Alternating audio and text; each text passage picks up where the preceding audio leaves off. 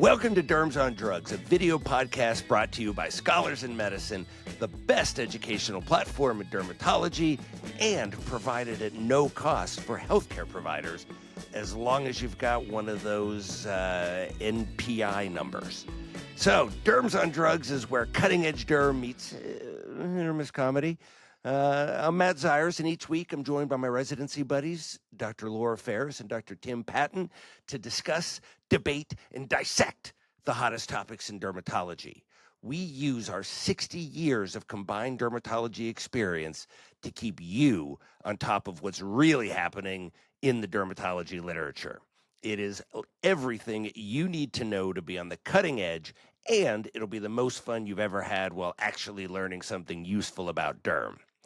New episodes drop every Friday on Spotify, Apple Podcasts, Scholars in Medicine, and all other major podcast platforms. And I do want to remind people this is a video podcast, and so we do take advantage of that and use some of the visuals and tables from the articles that we're talking about. So if you want a little bit more info, check out the video. Don't just listen. Well, today we've got a phenomenally interesting episode. So we are going to go into skin cancer diagnosis assisted by computers, which is an incredibly hot topic and one that is really exciting to talk about, especially because we've got one of the world experts as one of the Derms on Drugs. So let's go ahead and get into it. And we are going to start by throwing it over to Dr. Patton. Dr. Patton, what do you got? Okay, my first deep dive is from the September 2023 Journal of European Journal of Cancer, first author Seminara. It is titled, it's a long title, stick with me, Diagnostic Performance of Augmented Intelligence with 2D and 3D Total Body Photography and Convolutional Neural Networks in a High-Risk Population for Melanoma Under Real-World Conditions. A New Era of Skin Cancer Screening, ? So wait, did you say 2023? 2023. So like 2 years ago? Well, yeah, but I wanted to do something that was Vectra, that was like real way. Okay, all right, fair. You're right. It's 2 years ago, but it does involve Vectra, which that was kind of what you were talking about as well. So I just was looking for another Vectra article. Okay, got it. All right. So the short answer, I think, to that question is not quite yet. It was a prospective single-center study performed at the University Hospital in Basel, Switzerland. It was a study that wanted to compare humans to AI in the diagnosis of melanoma, and then to also see how well augmented intelligence worked, augmented intelligence being humans combined with AI analysis of patients' nevi. So January to August 2021, patients recruited from a high-risk melanoma clinic. So these were high-risk melanoma patients. Patients underwent a skin exam by a human dermatologist, and then were analyzed by Photo Finder. That's a 2D total body photography device, and Vectra 360WB, a three-dimensional total body photography device. Dermatoscopic images of all nevi, 3 millimeters and greater, were made, and then they underwent a final exam by a human dermatologist, now armed with this AI information. This was the augmented intelligence that was described. There were two other parts to the study. There was a NEVIS count, which had some interesting results, and there was a sub-analysis to see if there was significant deviation from two separate analyses by the same machine. I don't know if we'll even get into that. So the first part of the study, excisions were performed if the derm classified it as a lesion, a malignant lesion versus benign. So it was very dichotomous. Dermatology exam, malignant, benign. The AI scored the lesions above a certain score. So if it was above, like, basically halfway, if it was halfway above their scoring system, then it got excised. Or it was the derm's assessment knowing the AI score. That was a little confusing because, like, if the AI score was elevated, it had to be excised. So which lesions were the derms saying, okay, I'm going to excise this based on the AI score? My guess is it was like borderline stuff. They don't really get into that, but I think that had to be it. So 75 excisions were performed based on these criteria. This was out of a total of 1,690 lesions total on 143 patients. Table 2A is kind of where all the numbers are: sensitivity, specificity, positive and negative predictive value of the machines compared to human assessment. And they went through different, like, what was the gold standard. But if you look at histopathology, which, I mean, that's the gold standard, Derms had the best sensitivity, specificity, positive predictive value, negative predictive value. The positive predictive value of the machines was terrible. It was 15%, 28%. A lot of things it recommended for biopsy that didn't turn out to be melanoma. Sensitivity of the 3D machine was the same as humans, 90%. So both humans and 3D missed one melanoma out of 10 that were there. How'd What's they that? find out it was a melanoma if both the humans and the machines missed it? Didn't nobody The biopsy it? the 2D machine picked it up. So the Oh, okay. sensitivity of the 2D machine was the worst. It was 70%. It was they missed there were 10 melanomas. 3D photography, humans got 9 of them. The 2D got 7. One of those 7s was a melanoma that the 3D and the humans didn't get. None of the melanomas that were missed were anything bad. It was like in situ T1A lesions. So, right. The interesting thing I thought was the machines convinced the humans, like, specificity of the humans dropped after taking into account the AI score, meaning that the machines convinced the humans to biopsy more things than they would have otherwise because they must have had, like, close to a bad score. So they're like, oh, you know what? I'm going to go back and I'm going to say these ones should have been biopsied. So I like this is kind of I've had an N of 2 with Vectra patients. Have you guys seen any Vectra patients? I have not. Yes, because when I was in Pittsburgh, an organization across town had it. So I would see those patients, not infrequently, several. Huh. Yeah, and this is what happens is they come in and they're like, I went and had this Vectra, and here's the Vectra, like, paperwork. And Vector would pick out a few of these nevi and they'd be like, hey, you should look at these. But it's not like you didn't do a skin exam on those people, right? It was, the the machines did not find as many things concerning as the human dermatologist did.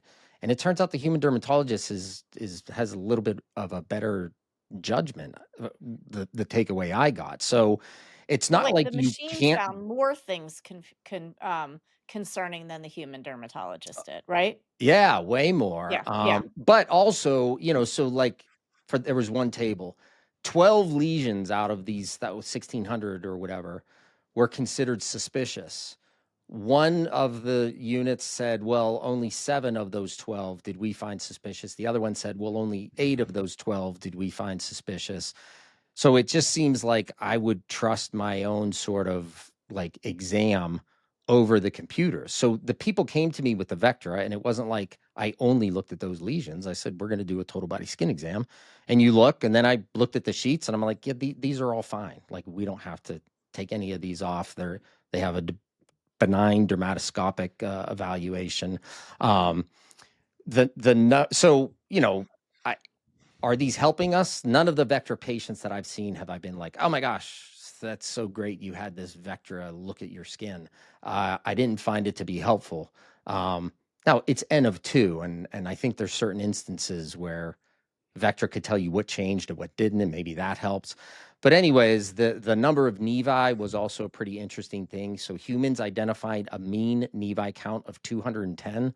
That was like the gold standard. 3D counted 469. That was the mean nevi. It was more than twice. Like, what are they counting? And even worse, the 2D device counted 1,324 nevi. That was the mean number of nevi that they came up with. That was like working with the worst resident ever. Like, is this a Nevis? No. Is this a Nevis? No. This has to be a Nevis. That's not a Nevis.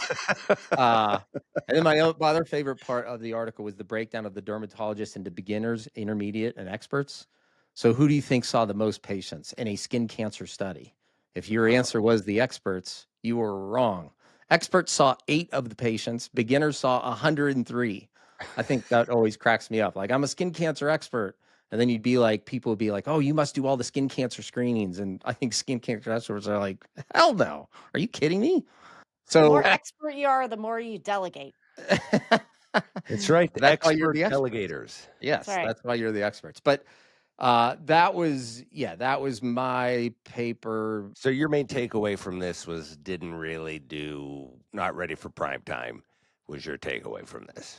That's been my experience with the few patients that I've had. I was curious as to what this study showed, and it's kind of the same thing. You just you're doing the total body skin exams, and we just compared positive predictive value. We're just way better. They suspect a lot of things of being possibly bad that they're just not. Yeah, I saw that paper, and what I thought was interesting is if you look at that graph, right, and the lower left quadrant are the benigns, and both systems, like the vast majority of lesions, both systems called benign, right? So I think it actually maybe AI is not, and I'll kind of talk about this, like instead of looking at AI as can it find melanoma? Maybe we should look at it as like, can it just take off my plate of things to even look at the benign stuff? So it actually was pretty good at Yeah, and it like if you had just said, I don't even have to look at the things that called benign, you wouldn't have missed much, at least with the vector. You would have missed about as much as the dermatologist did. yeah. So negative predictive value, really, really Yeah, good. But I think that's also a function of the fact that the vast majority of things that we see are benign. benign. Right. It goes down to what don't you want to happen? You don't want to miss the melanoma. So that's the sensitivity.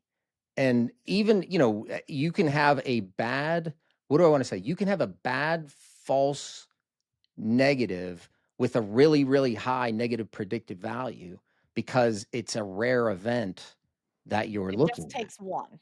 Yeah. Yeah. So, All right, yeah. let's move on to the Yeah. second paper because this one actually kind of blew my mind. So this was just recently published in JAMA.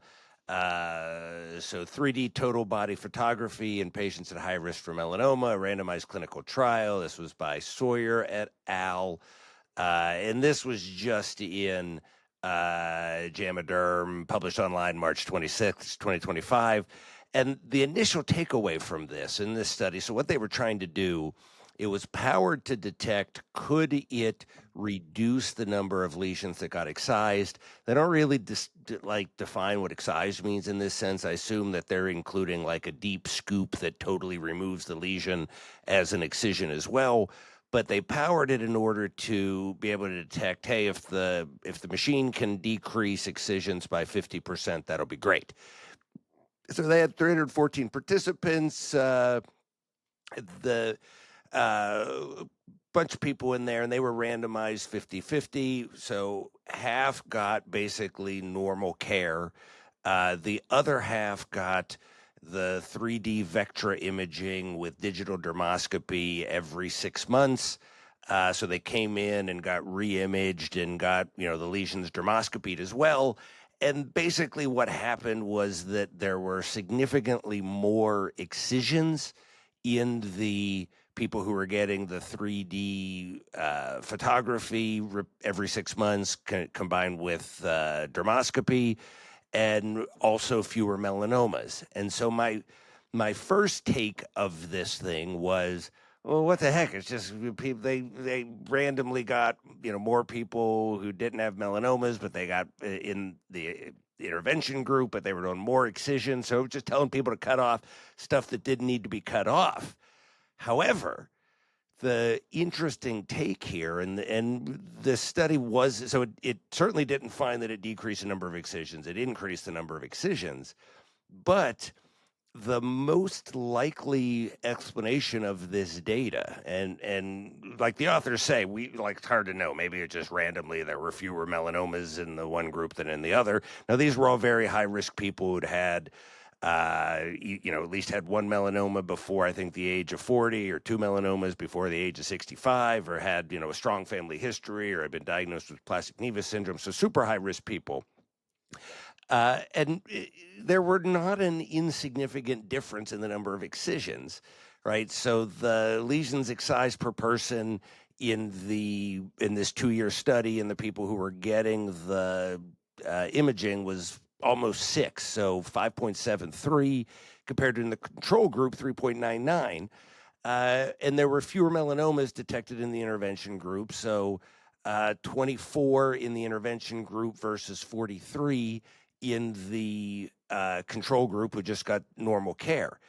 So at first glance, I was like, oh my God, this thing sucks. It just tells you to cut everything off. But a reasonable interpretation of this is that this whenever you combine 3D photography with dermoscopy with a dermatologist every 6 months, they actually caught pigmented lesions that were turning into melanomas, but before they would have been called before you'd call it a melanoma. So they literally, there's a reasonable possibility, and I would put it at a 50-50 chance that it was just randomly there were fewer melanomas in the one group than the other, versus whenever you do this really intense 3D imaging, digital dermoscopy with an expert reviewing them and a derm doing a full body skin exam every 6 months, you literally caught moles in ultra high risk people who were on their way to becoming a melanoma but weren't a melanoma yet. And that's why we saw fewer melanomas in the intervention group. Now, that obviously, I mean, if that was the case, because it never in a million years occurred to me that you'd be able to do that there'd be like a way to catch moles that were on their way to becoming melanomas but weren't yet in ultra high risk people. But man, if that plays out, that's what this is doing, it really becomes a fascinating thing of like who's got a high enough melanoma risk to warrant this kind of really intensive screening. Is it all of our melanoma patients from now on should be, if it turned out to be true, we should be doing this, but just fascinating. And because it's a, we're going to kind of kick it over here to Dr. Ferris, our in-house world expert on all of this stuff, because it really made me think for the first time about what I had kind of assumed that the goals of computer assisted imaging and diagnosis were to basically make it so that we only biopsy stuff that is cancer. So that if we get it to where it's got, 100% sensitivity and 100% specificity because the AI has gotten so smart, that's the eventual goal. Never going to get to 100%, but as long as it gets to be as good or better than us, okay, that's the idea. But like the idea that it might actually get you to be able to cut stuff off before it's even a melanoma, and that's a hard thing to prove, but it becomes just a fascinating, variability. So, I don't know. Either of you have comments on this paper before kind of we kick it over to Dr. Ferris? Lots of thoughts on this paper. I actually wrote an accompanying editorial to the paper if you want like all of my vetted out thoughts, but a couple of things. One, this was a really weird study design. It was like during COVID. So basically, patients had regular derm was like you see your GP who was doing most of the skin cancer screening. And so you see your GP, they do your skin exam. And everybody has that. The experimental arm also had Vectra, but it was like some junior attendings did the Vectra and then picked out the lesions that they thought was suspicious and then took dermatoscopic images. And then Peter Sawyer, who's like, the world's expert on melanoma diagnosis, dermoscopy, looked at them and then advised whether or not to biopsy. And then they sent that advice back to the GP who could follow it or not. So I'm just like trying to imagine this. You're like, I'm a non-derm GP. And oh my God, Peter Sawyer is going to look at this patient. Now, because the patient knows what arm they're in, because they know if they got Vector or not. And so you're like, what do? I don't know about this spot. Like, I don't want to miss a melanoma because Dr. Sawyer is going to be like, that guy's kind of, isn't going to think highly of me. I don't want to biopsy everything because Sawyer's going to be like, geez, that guy biopsies everything. I mean, I would hate to be that person. If you're the junior attending, you're like, what's Sawyer going to think if I say this one's suspicious, right? So like, there's just so many, like, I was trying to think about like what to entitle my article, and I was trying to put like 6 degrees of separation. I think didn't make the final cut, but it was like, there's so many degrees of separation from the real world use that I just don't know what to think. I am not thinking that it's that we caught the earliest things. The other thing is this tool has AI, but in Australia, you're not allowed to use AI unless it's approved. So the AI features of the vector were not used Hmm. because they're not allowed to be Interesting. used. Those Australians are so far behind. Australia's Aussies. And then the Wackos. other like fascinating thing is when you look at it, you're like the benign to malignant, the malignant excision rate wasn't different. And so the reason was, you know what you found when you used Vectra? A ton of non-melanoma skin cancers. It actually Yeah. really increased the diagnosis of those. Hmm. So, and then there's like a cost accompanying like cost analysis, and it definitely increased the cost of care.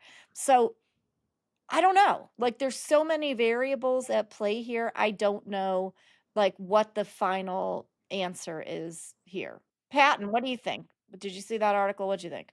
I did, and right, it was a big I don't know. All right. I mean, so my personal experience with Vectra, it's like, I don't know. And my paper, it was like, I don't know. Like, and then this one, I have no idea how we're going to implement these, how good they are, how bad they are. It's really early on in this process. We just have so much to learn, and uh, the experience of everyone is going to be so different at the beginning, I think. How many centers use Vector? Like, wasn't that I'm? It's like 13 worldwide, or is that crazy? Just Maybe a little more than that. but Maybe it's it's not. like 20 saying it's not tons and tons, Yeah, but I mean worldwide. It's just nobody's using this yet. some very big well-known centers Yeah, are. So, yeah, I mean, I think it's gonna be really interesting and, like, they're mostly big well-known centers, but there are some community-based centers that do it too. So, I think it's gonna be very different, the use and performance of this in yeah. the hands of community, non-derm run, sometimes centers And versus the yes, one and versus, it's the expertise of the doctors. I think that's going to be huge. It's also the patients they're seeing. At some of these the huge specialty clinics, it's going to be these people that grow melanomas, once a month. Um, right. versus, I mean, the people that are getting Vectra, you know what, they have been diagnosed with melanoma, and they do have a fair number of moles. So that's the ones that I've seen. I mean, can you imagine this? Well, you know what? Before I ask that question, let me get over to talking a little bit about Dr. Ferris's expertise in computer-assisted diagnosis. So, when the three of us were residents and very junior faculty, we were next door, essentially, to Carnegie Mellon University, which is one of the leading, computer science places in the world. And I'm not sure how it happened, but Dr. Ferris ended up getting involved with them, and especially working with an early device called Melifind, which I don't remember how in the world Melifind worked, but I remember Ferris talking about it. And then one year at the AED, when we're all junior faculty, we go to some event where it's a chance for derms to like really see Melifind and how it works and the whole thing and whatever. We, each have a mold. Oh, let's have a look at that one and this one. And the thing says that Patton's got a melanoma on his back.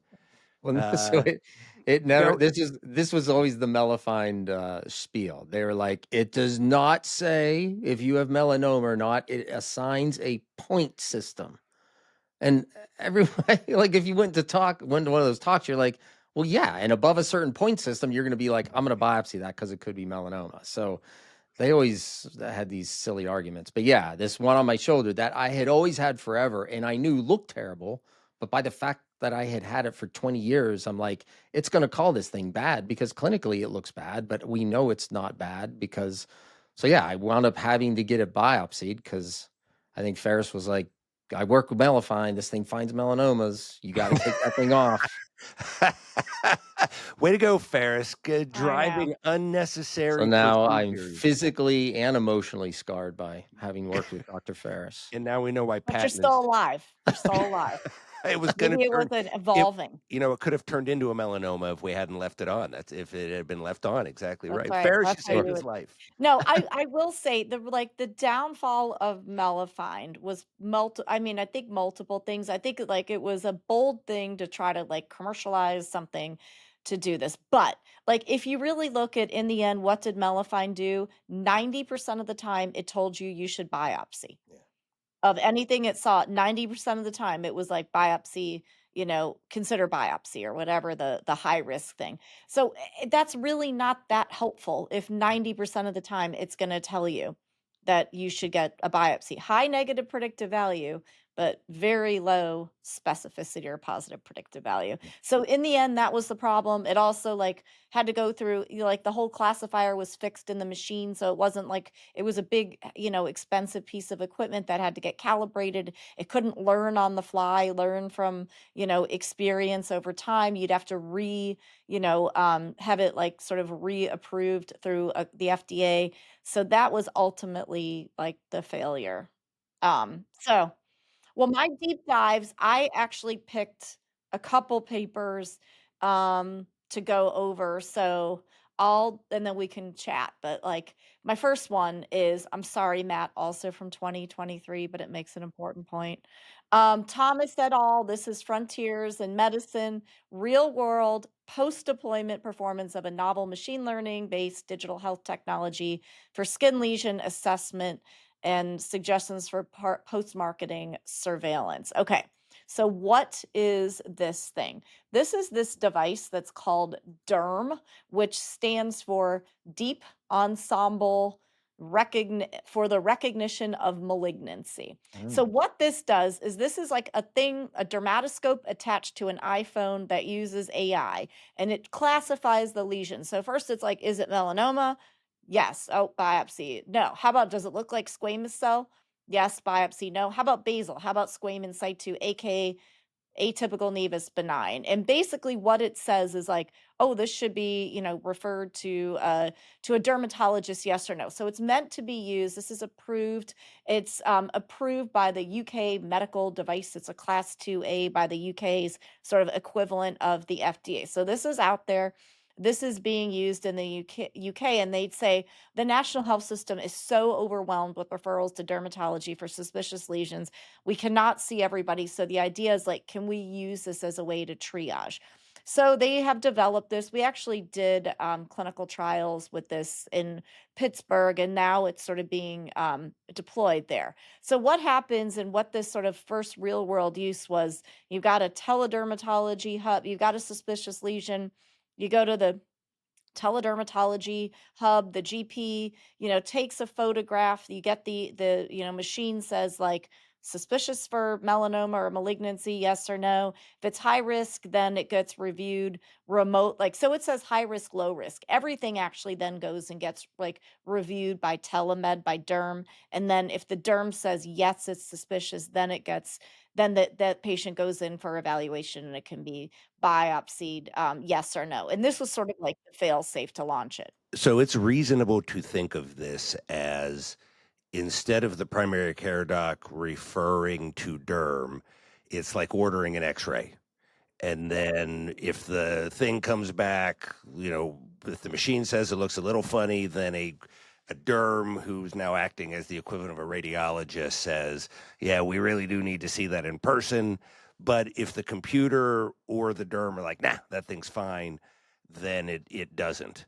Right. Then the Uh, patient doesn't doesn't ever have to come see a in with derm. that Does it? lesion. And Yeah. it doesn't.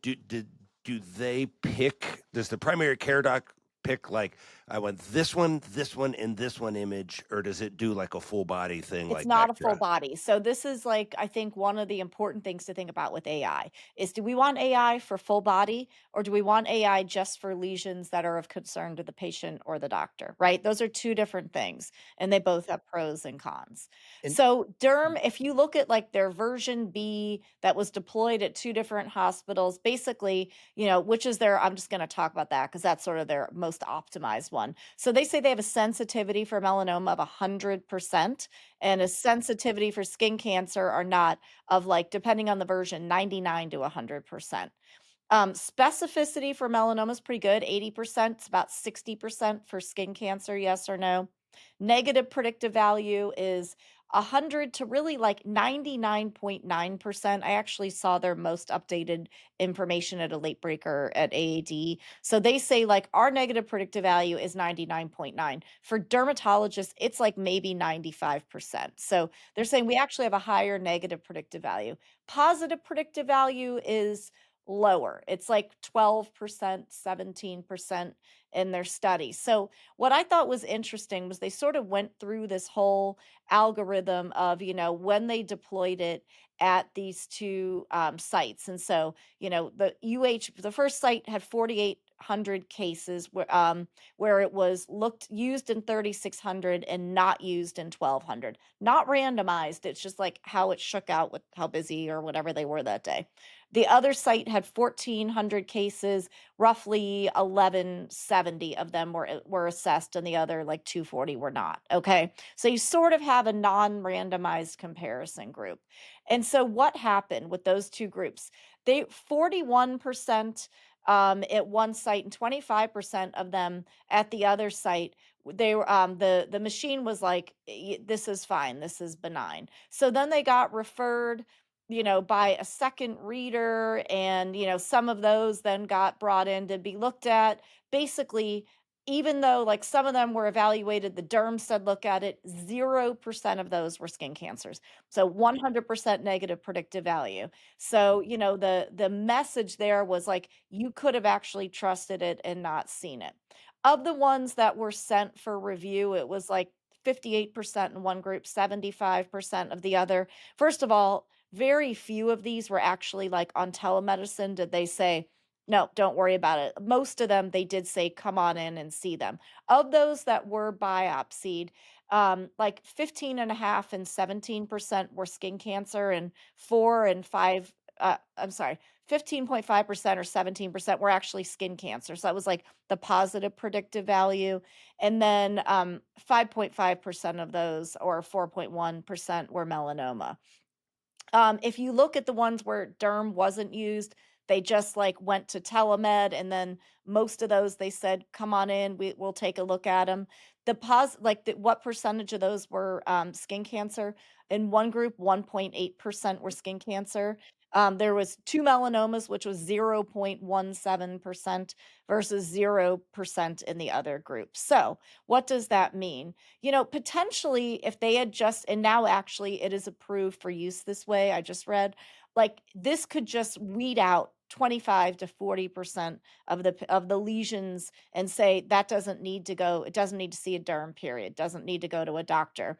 And then it could sort of then if you just said we'll just see all of those ones that were actually read as positive, your positive predictive value would be a little bit better. So you'd sort of have, I think it takes the workload off the derm, but it still keeps it's like, what can I safely say doesn't need to be seen? But then you don't biopsy everything. You just say, then use the derm expertise and have them say, yes, that needs a biopsy or no. So I thought that was kind of interesting. Mhm. How does it So actually work in Britain then? These derm machines are like set up at the subway? They're in a doctor's office? Like where? they're in a doctor's office. So this Okay. is with the GP. This is not like in a subway Okay.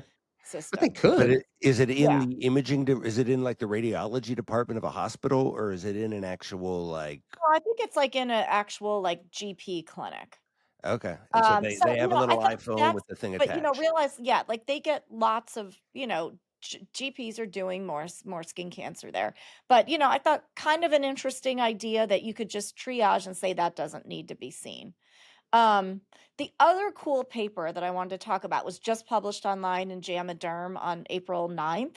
And this was, this is a Spanish group. So Roses Guibert, which I'm sure I'm saying completely wrong. This is standard dermatoscope images versus an autonomous total body photography and dermoscopic imaging device. Okay. So this So is like this next generation Vectra almost. next generation vector. So if you look at, I mean, like, if you're interested in this stuff, you totally have to look at this paper. So one, if you look at what the device looks like, it's not this, like, look at the vector device. It's 90 something cameras all over. It's very cool. You stand here. This one is a little bit more like what looks like a big butterfly wing device, and it goes up and down and scans the patient. What's crazy is it takes, clinical images, but it also takes non-contact dermatoscopic, or as they say, dermoscopic images of every mole. So if you look at the pictures, you're like, oh, that's dermoscopy. That was not like a person with a handheld device. That was the machine So taking the from a images distance, from a distance. it And can I mean, do, wow. yeah, so like you have to go look at this paper because you'll be like, here's two images. Which one's the better picture? And you're like, I think that one's better. And you're like, oh my gosh, that was the one that the machine took. It actually, to me, in the couple examples they showed, looked like a better dermatoscopic image. But then what they did was they basically did, like, they had a reader study, and they said, is this, they took each one, and they blinded them to if it was like taken by the machine or by a person with a dermatoscope, and they said, is this good or bad? And basically what they showed was, they showed non-inferiority of the machine.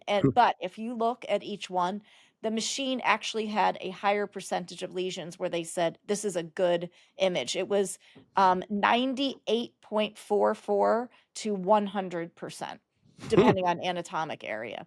Whereas if you looked at that for like the standard dermatoscopic images, it was like 92.55 up to 96.42. Huh. So actually, like, readers thought that the images looked better. Now, there was zero melanoma identification, skin cancer detection in this paper. But if you can imagine, you could scan somebody head to toe. You've got the clinical image, you've got the dermatoscopic image, and then you can really train AI on that. Like, I think this is super cool. It's not like pick which one to image. It's not, Peter Sawyer's Jr. attending, running around, taking the images, and then he goes and reads. It's like you would just have all that done automatically. So So I this thought that was really cool. really could replace derms So doing I skin think it could checks potentially, if you could really image all the eventually. surfaces, blah, blah, blah. I think it could, like, this could be the remote total body skin exam. Now, let's say you Wow. combine this with AI and you say what you're going to do is get imaged every 6 months. And then the computer AI is going to be able to say, here are all the lesions that changed based on, Yeah. like, clinical images. Here's all the ones that have changed dermatoscopically. And then, you have a human look at the ones where there's enough change to cross a threshold. Like, to me, that is where it could be interesting because I think the number one best predictor of biologically relevant skin cancer is change. If it's not changing, it's not biologically relevant skin cancer. If Patton's mole on his shoulder had not changed in 10 years, even if that pathology said 0.1 millimeter melanoma, that was not a lethal lesion. It was a lesion with histologic features of melanoma. But if there is no cell division, there's no change, I think that's not I think that's not a potentially lethal, biologically relevant And lesion. if this thing is taking high quality magnified dermatoscopic images, we're really going to be able to see even minute change. So you'd really be able to say that thing has not changed really at all in the last, 6 months, 5 years, whatever. Wow. Wow. So, all right, Ferris, let's uh, I want to so you are one of, if not the smartest person I know, and you've been thinking about this and working on this for 20 years now. And what's what do you think the realistic goal is? Is it that we'll get to where, in the next couple of years devices like this make it so that people can get remote skin cancer assessments, and so that as a derm, everybody who walks in, you're doing surgery on, because they've been, whatever, AI imaged. Is that what the goal is? And if it is, you also are somebody who now runs a large, the equivalent of a large group practice, right? As a Or like I like to call it an academic department, but yes, yeah. yes, but right, but for Which most is of our what it listeners, actually is. yeah, Yeah. yeah, but you can think of it, but you still have to meet your budget numbers, right? And if do derms need to be worried? Because this is going to get good enough. It's going to get good enough that they'll be able to send them to get image. They won't have to send them to see us. Is this going to tank dermatology? I do not think so. So, I started in this thinking, what is our unmet need? Oh my gosh, we need to be better at finding early melanoma and we're going to save lives. And that's the most important thing. I'm now I feel like we have, you know, our workforce and access issues are very serious problems in most of the country. And I think, why do we have such access problems? I think our access problems are very much due to skin cancer screening, and not skin cancer screening in high risk patients, but sort of the general population interest in skin cancer screening. Well, skin checks, regular skin checks for people who are not at high risk of melanoma. And so I think that that absolutely can take up most dermatologists' day. I think that that means that the people who get screened are the people who are in generally very health conscious. They're probably also the people who, should they develop a melanoma, are more likely to see it. It's probably not older, rural, poor males who are the people who are most likely to die from melanoma.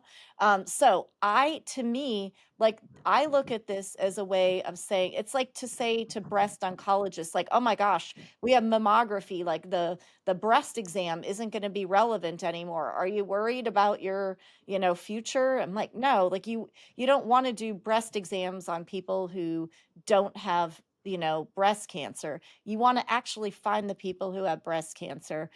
Ideally, you want to actually find the people who have biologically relevant breast cancer, and you want to treat them. And I think that there is so much for us to do. We have so many diseases to treat. There's still so much skin cancer out here. I'm not worried about that. My hope is that this will actually let us focus our attention on the people with lesions of concern. And at the very least, imagine that a patient comes in and they get scanned, and you can say, don't look at every single mole on their body. Here are the 4 to focus on. And then, combine that with our expertise. So you're going to find subtle dermatoscopic changes, subtle new lesions. I think our expertise is still going to be incredibly important in making the right decision. And we need to not look at technology as, oh gosh, it found it, I better biopsy it. I think we use it as, instead of identifying that one malignancy, can you just find those 99% of benign lesions that I don't even have to spend the time looking at and pulling out my dermatoscope and, looking like I'm doing this totally thorough exam, imaging everything, even though, maybe I know that's not what it is. Patton, what do you think? What are your thoughts? Do you think that there are practices that say, yeah, you know what, what is a huge money revenue generating process for us is skin exams on 100 people a day that actually don't need it, and we're not going to ever find anything. But man, we make a ton of money off of that. And you're right. Even if you don't biopsy them, right? If it's a 5-minute visit and you get a 99213 that's worth $120, if you do a lot of those a day, You know what? I am optimistic about our colleagues, and I actually don't think that. I don't think that either. Yeah. If there are practices like that, then yeah, they'll be decimated by AI coming but in. do you? I don't think there's any practices that think that are like, if you hook them up to a lie detector Say that test. again. You cut out for a second. So I don't think there are any practices that think that way. that if you hooked everybody every derm in America up to a lie detector test and said, "Do you use this?" They'd all be like, "No, we don't." But they don't realize that that's what they're, a large part of their practice is, right? Yeah, So they wouldn't say I had 120 skin cancer screenings. I average that many a day. They would say, look at what great care and how Right, I'm we're providing preventing and access catching and skin cancer. reassuring. Yeah, And we're if you hook them reassuring. up to a lie detector, yes, they would probably completely pass.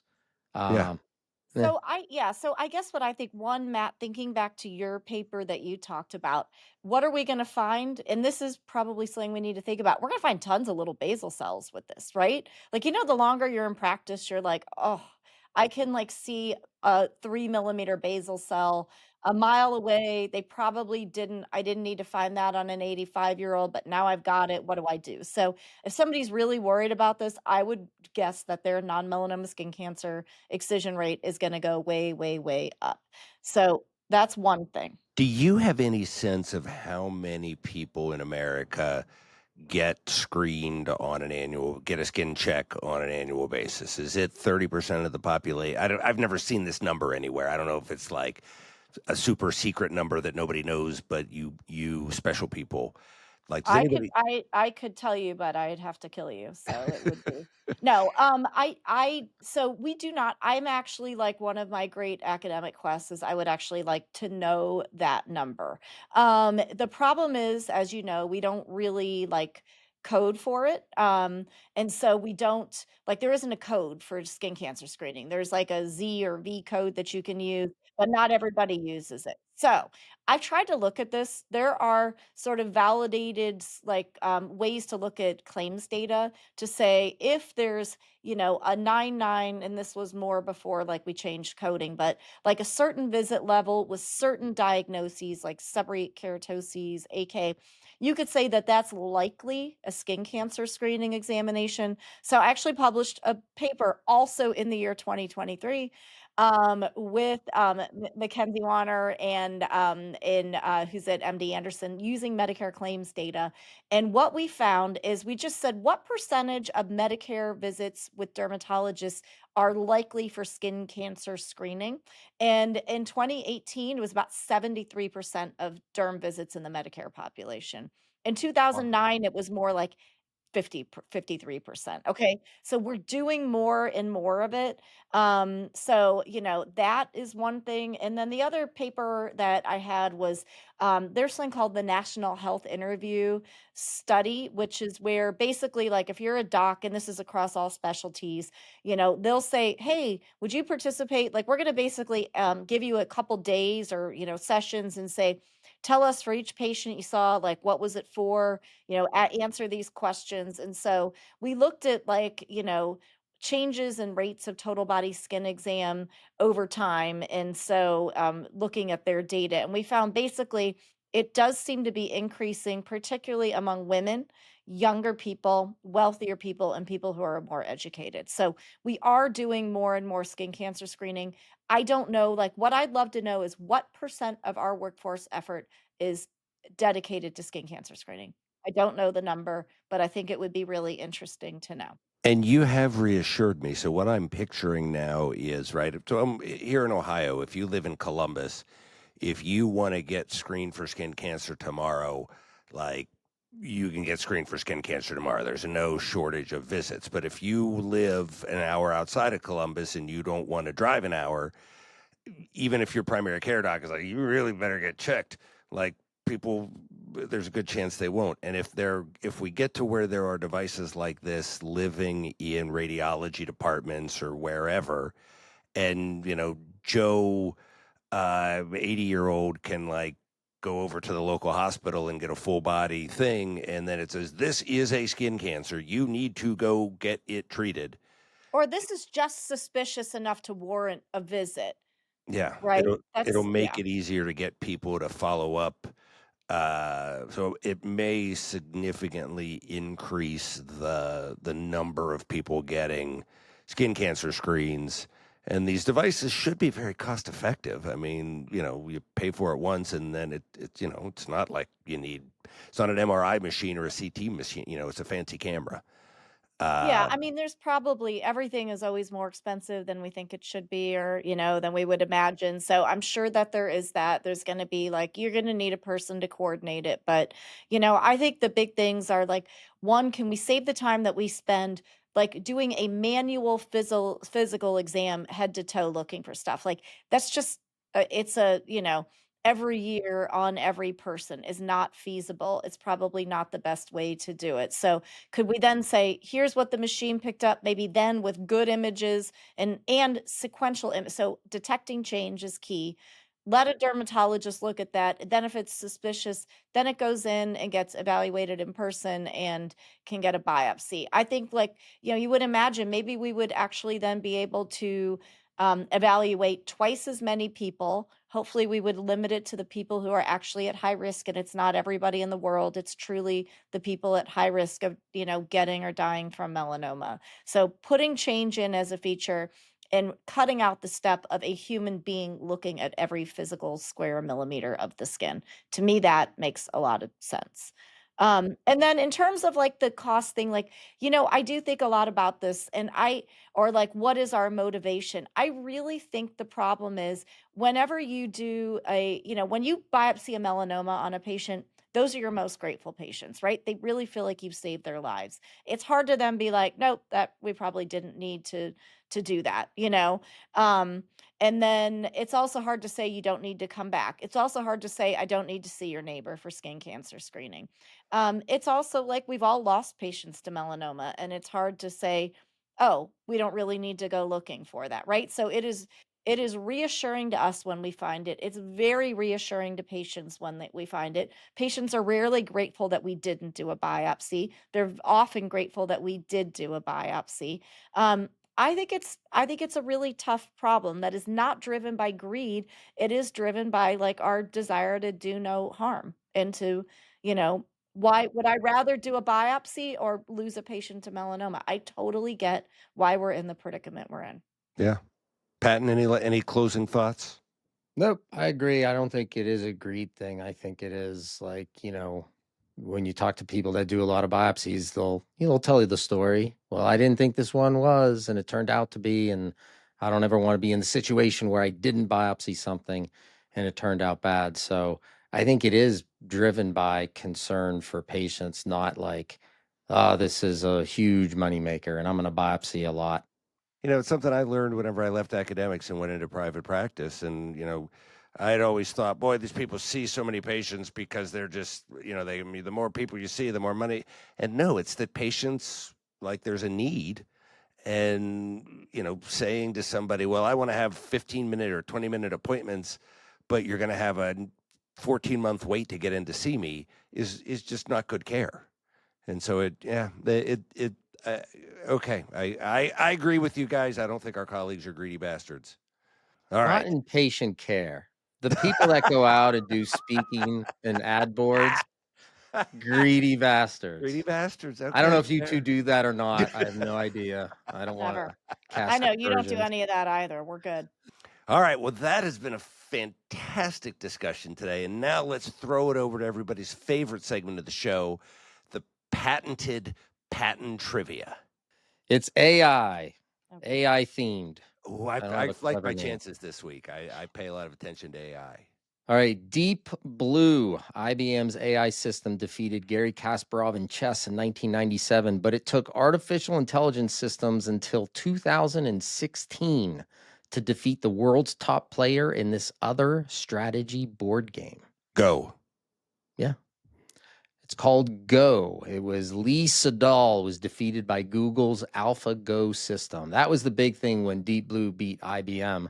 They're like, well, there's this other game, and AI is never going to be good enough because it takes thinking and and being creative.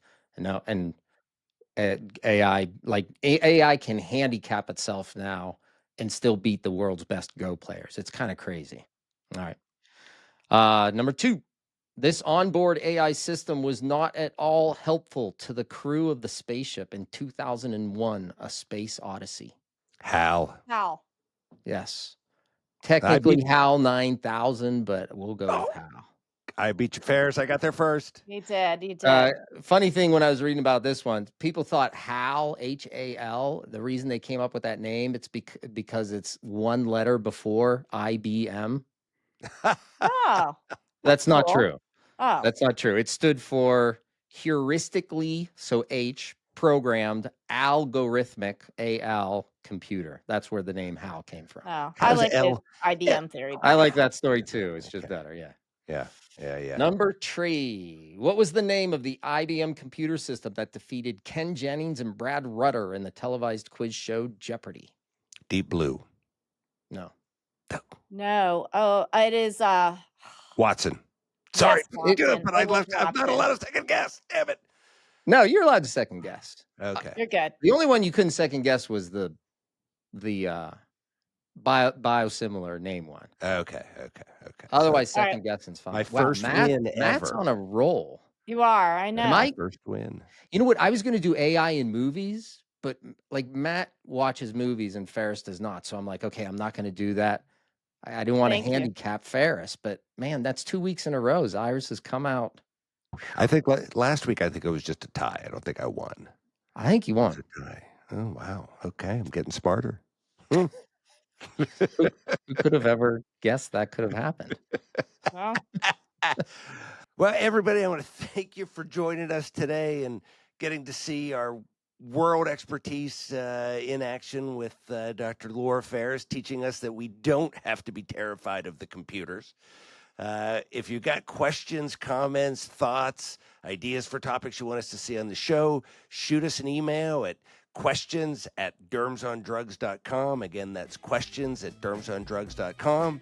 And we hope you learned a few things, hope you laughed once or twice, and mostly we're hoping you're planning to join us again next week. And until then, I'm Matt Zyrus. I'm Tim Patton. and I'm Laura Ferris, and we are Derms on Drugs.